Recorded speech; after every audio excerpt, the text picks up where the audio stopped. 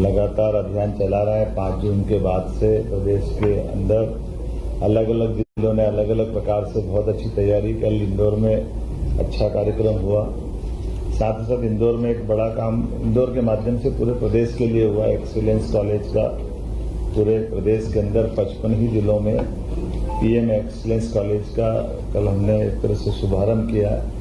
कई कामों का भविष्य में होने वाले निर्माण लगभग 500 करोड़ के कामों का शुरुआत हुई। एक महत्व की आज ये प्रेस वार्ता है जिसमें खासकर 2025 निवेश वर्ष के नाते से हमारे अपने प्रदेश के अंदर इंडस्ट्रियल डेवलपमेंट की दृष्टि से बड़ा एक काम या प्लान किया हुआ है।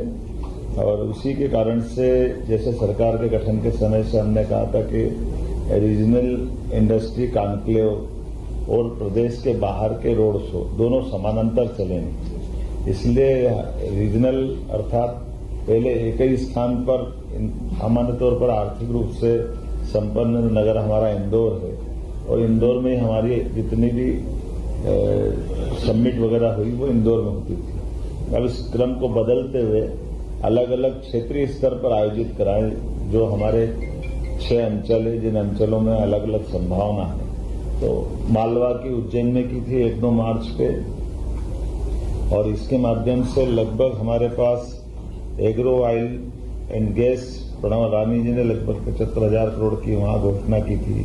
जेके सीमेंट ऐसे सब मिलाकर के कई सौ करोड़ कई हजार करोड़ का निवेश की प्रस्ताव आए थे। दोहराना नहीं चाहूंगा लेकिन ये मान के चलो कि जिस प्रकार से हमने ये प्रयास किया है उसी क्रम में अब बीते 2 दिन पहले मैं मुंबई गया था और मुंबई के रोड शो में पुनः जबलपुर की जो हमारी रीजनल इंडस्ट्री कॉन्क्लेव होने वाली है 20 जुलाई को, उससे जुड़े आधार पर पूरे प्रदेश के निवेश के लिए सभी अलग अलग प्रकार की औद्योगिक हस्तियों से मुलाकात करने का मौका लिया, उनसे संवाद हुआ और ये जैसे हमने कहा कि ये पूरे प्रदेश के लिए अभियान चला रहे हैं लेकिन रीजनल लेवल पर इसको बार बार मौका देंगे।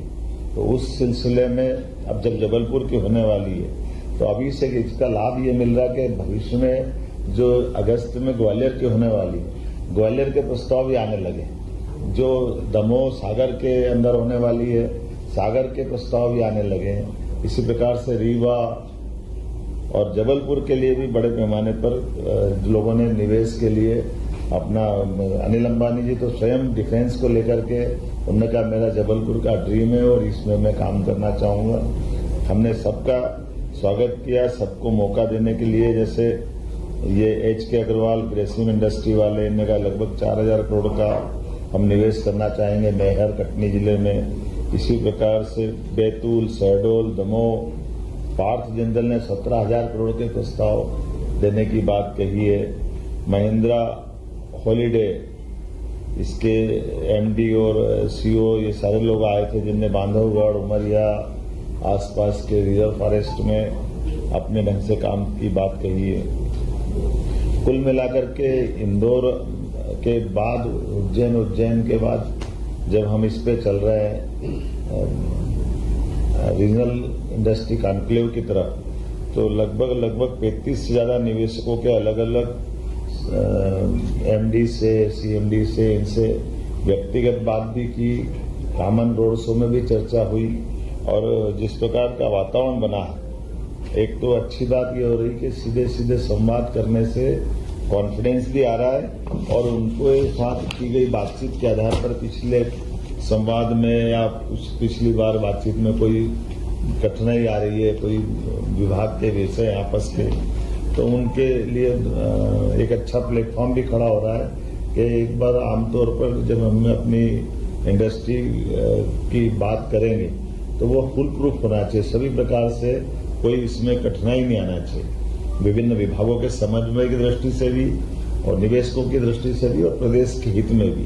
और जो निवेशकों से हम बात कर रहे हैं उसमें इसी प्रकार से कह रहे हैं कि आपकी इंडस्ट्री हमारे रॉ मटेरियल के आधार पर प्रोडक्ट भी यहीं बनाए, यहाँ से केवल रॉ मटेरियल ले जाए, इसके बजाय वो अपने लंबे दूरगामी दृष्टि से यहाँ वो अपना इन्वेस्टमेंट भी करे और यहीं वो प्रोडक्ट को निकाल के ले जाए। मुझे इस बात का संतोष है कि सभी सेक्टर में समान रूप से लोगों ने रुचि भी दिखाई और इस बात से सहमत हुए। तो खासकर 6 निवेशकों ने अपने अलग अलग प्रकार, वैसे तो 6 की गिनती करूंगा इसके बजाय, जैसे Federation of Indian Exports Organisation के उनके साथ राउंड टेबल पे बात की गई, विभिन्न 5 स्टार्टअप कंपनियों के प्रमुखों के साथ चर्चा की और ये भी निर्णय किया कि स्टार्टअप के लिए तो एक अलग से ही पूरा दिन भी करेंगे, क्योंकि हमारे लिए ये स्टार्टअप के माध्यम से उनके नवाचारों के आधार पर भविष्य में बहुत सारे सेक्टर में अच्छा काम होगा। मैं उम्मीद करता हूं कि जिस प्रकार से ये प्रयास किए गए हैं और ये अलग अलग संस्थाओं के साथ बात की गई, इसके रिजल्ट भी बहुत अच्छे आएंगे। फिर रोजगार परक इंडस्ट्री के बारे में भी हमने बात की, क्या इंडस्ट्रियां आए लेकिन रोजगार ज्यादा लेकर के आए, जितने रोजगार लेकर आएंगे उतना उसका लाभ मिलेगा। तो मोटे तौर पर 20 जुलाई को जो जबलपुर में हमारी इंडस्ट्री कॉन्क्लेव होने वाली है, इसमें केवल जबलपुर नहीं, जबलपुर संभाग से लगा करके हमारा ये बगल का आसपास का पूरा क्षेत्र कवर करने की बात कही है। और इसलिए होमवर्क भी प्रॉपर करा रहे हैं, जगह जगह जिले के लैंड बैंक को संभाल रहे हैं। फिर जो ऑलरेडी इंडस्ट्रियां काम कर रही है जिस सेक्टर में, उनको उस इंडस्ट्री में अपना विस्तारीकरण करना है, कुछ आगे बढ़ाना। जिनने पहले से काम किया उनकी कठिनाइयों को भी दूर करना, उनसे संवाद करना और जो पहली बार आ रहे हैं उनका भी स्वागत करना। तो दोनों से मिला जुला करके ये पूरी बात कर रही हैं। तो लगभग हमारा जो कल्पना है कि 1500 निवेशकों का हम भागीदारी प्रस्तावित कर रहे हैं, इसमें 1000 के आसपास आने की संभावना है। इसी साथ साथ जब अपने आप प्रदेश के बाहर देश वालों से बात कर रहे हैं तो विदेशी निवेशकों से जोड़ करके भी भविष्य में जो हमको मालूम है आसपास के देशों के अंदर जो अभी वर्तमान के हालात है, ऐसे में से कई इन घटनाओं के कारण से ऐसे निवेशक अब अपने भारत में मध्य प्रदेश में संभावना ढूंढ रहे हैं। तो हमने ताइवान, मलेशिया इत्यादि विदेशी प्रतिनिधिमंडल के साथ भी मीटिंग की है। आपकी जानकारी में हुआ कि अलग अलग समय पे अपने भोपाल में भी यहाँ के विभिन्न काउंसलरों ने आकर मुलाकात की थी, वाणिज्यिक काउंसलरों ने, उसमें अमेरिका, इजराइल ऐसे कई लोग आए हैं। इनके माध्यम से वहां के निवेशक भी आए, सरकार का परस्पर भरोसा बने, इस पे हम काम कर रहे हैं। साथ ही साथ जो अभी इंडस्ट्रियल बेल्ट हमारे जहाँ डेवलप है, उनके अंदर कोई सड़क है, इंफ्रास्ट्रक्चर के काम है, उस पे भी ठोस काम करते हुए जो बनी हुई रचना उसको अच्छा करना और भी इलाके डेवलप करना, ऐसे समान रूप से दोनों पे हम काम कर रहे हैं। इसी कड़ी में आगे जाकर के कुछ और दोबारा बाहर जाकर जैसे मुंबई में गए हैं, तो भविष्य में कोयम्बटूर, इधर बेंगलोर, दिल्ली, अहमदाबाद, ऐसे और भविष्य के रोड शो भी होने वाले हैं, जिनके आधार पर वहां के निवेशकों को भी यहाँ आमंत्रित करके अपने व्यापार व्यवसाय का मध्य प्रदेश समृद्ध। अब चूंकि हमारे पास बिजली, पानी, लॉ एंड ऑर्डर, ये सारी चीजें अनुकूल हुई है, तो स्वाभाविक रूप से फर्ज बनता है कि इस पूरे मामले में व्यापार व्यवसाय को बढ़ावा देने के लिए और आगे बढ़ा जाए। इंडस्ट्रियल जो ग्रोथ है उसमें बहुत अच्छी संभावना है, एग्रीकल्चर भी हमारी अच्छी हुई और अच्छी होने वाली है, लेकिन इसमें जब तक और इंडस्ट्री पे आगे नहीं जाएंगे तो इसकी संभावना पे हमको लगता थोड़ा ठहराव आएगा। मैं उम्मीद कर रहा हूं कि एक तरह से ये जो हमने गतिविधियां प्रारंभ की, इसकी बात मैंने विस्तार से रख दी है। अब हम सब इस पे कोई आपके बारे में कोई सुझाव हो तो उस पर बात कर सकते हैं। ये पेपर भी आपको मिलेंगे। शुरू करें?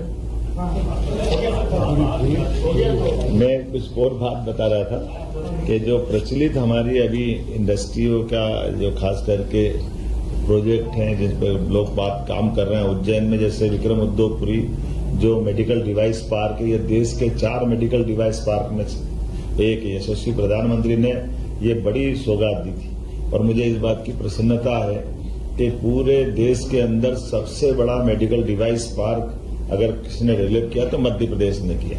और उससे ज्यादा आनंद की बात यह है लगभग 1000 एकड़ जमीन में होने वाला ये एरिया आज की स्थिति में 99% से ज्यादा भर चुका है। इसलिए इतनी जमीन और निकाल करके इसके सेकंड पार्ट पे भी हम काम कर रहे हैं। पीएम मित्रा अर्थात PM mega integrated textile and operation, ये अपना अपरेल पार्क धार के लिए है और इसमें खासकर ट्राइबल के अंदर रोजगार देने के लिए ये बहुत अच्छी टेक्सटाइल इंडस्ट्रियों की बड़ी संभावना है धार जिले में बदनावर के पास, और इस पे भी हमारा काम प्रारंभ हो गया है।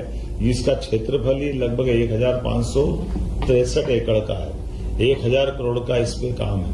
ऐसे ही मेडिकल डिवाइस पार्क के बाद में हमने ये manufacturing zone for power and renewable energy, ये इक्विपमेंट का नर्मदापुरम का होशंगाबाद वाला पार्ट है। ये लगभग 227 एकड़ में 464 करोड़ का है, ये भी बड़ा काम है। तो ये जो हमारा नर्मदापुरम का अर्थात पुराना होशंगाबाद जिला में एक बड़ी संभावना वाला क्षेत्र है। इसी प्रकार से हमारा चंबल का बेल्ट मुरैना में मेगा लेदर, फुटवियर और अलग अलग प्रकार से सीतापुर वाला पार्ट है, ये 222 करोड़ का 161 एकड़ में, ये भी बड़ा काम हो रहा है। और कुछ अलग अलग एरिया निकालने हैं जिस एरियो के माध्यम से जो हमारे राष्ट्रीय राजमार्ग जा रहे हैं इनसे जोड़ करके इंडस्ट्रियल पार्क डेवलपमेंट करने का भी हमने प्लान बनाया है। जैसे Delhi Nagpur investment corridor, Delhi Mumbai investment corridor, Delhi Mumbai express way, Varanasi Mumbai investment corridor जो प्रस्तावित है, ये 4 तो भारत सरकार की योजनाओं के साथ, इसी प्रकार से मध्य प्रदेश की योजना, नर्मदा एक्सप्रेस वे, अटल प्रगति पथ, चंबल एक्सप्रेस वे, इन सब के माध्यम से प्रदेश में बाकी गतिविधियों के साथ आर्थिक गतिविधियां भी बड़े पैमाने पे बड़े अधिकतर लोगों को रोजगार मिले, ऐसे प्लान के साथ ये आज की अपनी प्रेस वार्ता आयोजित।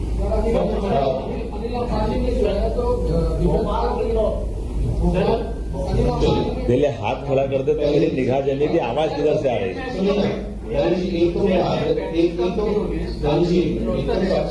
सबसे आगे है कि विषय से संबंधित प्रश्नों को लेके और एक करके हाथ में लगभग सबको मौका मिलेगा। सबसे पहले आपने बताया कि मुंबई में आपकी मुलाकात हुई है अंबानी से, वहाँ पे डिफेंस को लेकर बड़ा इन्वेस्टमेंट आने वाला है जबलपुर में, तो एक वो क्या है, किस तरह का है, इसका ओवरऑल क्या इसमें आप रोजगार सृजन को लेकर ही बात कर रहे हो, कितना अनुमान लगा है, कितना रोजगार सृजन? देखिए, दोनों तरह की बात है। हमने तो कहा कि हमारे पास के जो लैंड बैंक है, लैंड बैंक को हम डेवलप कर रहे हैं और लैंड बैंक के आधार पर जो हमारी शासन की योजना जिससे औद्योगिक निवेश को बढ़ावा देते हैं, उसकी हमारी बनी हुई प्लान हम सामने रख रहे हैं।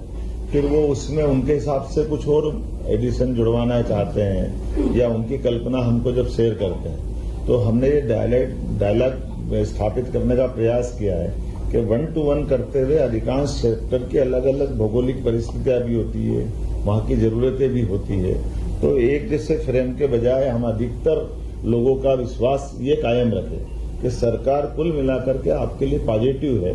और हमारे प्रदेश में बड़े पैमाने पर जब बिजली सरप्लस है, सड़कों का नेटवर्क अच्छा हो गया, तो इस संभावना का वो भी लाभ ले और प्रदेश में निवेशक जब आएगा तो हमारा अपने आर्थिक संरचना में अपना लाभ उठाएंगे।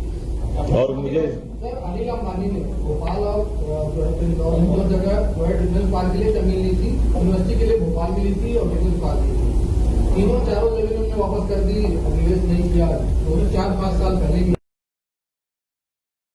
ऐसा कहना है। अब ये मैं इसको कैसे जवाब दूं, आप ही जानो।